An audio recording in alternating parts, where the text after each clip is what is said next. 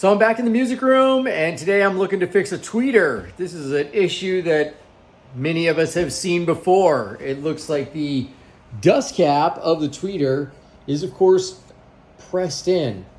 And what I'd like to do is show you how you might be able to fix that. Shot vac.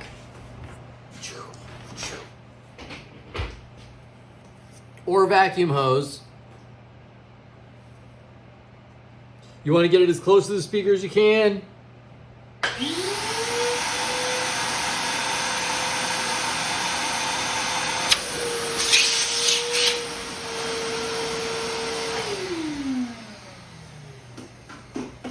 Voila!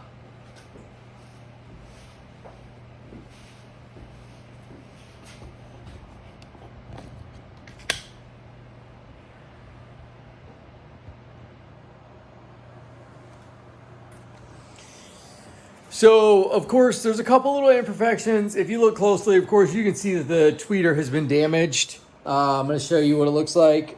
There's a couple small dents, but this is better than seeing that crush. You know, it just looks like somebody's laid their finger into it. You know, it's possibly bumped into something. But this is an improvement, and we're going to go with satisfactory on this one.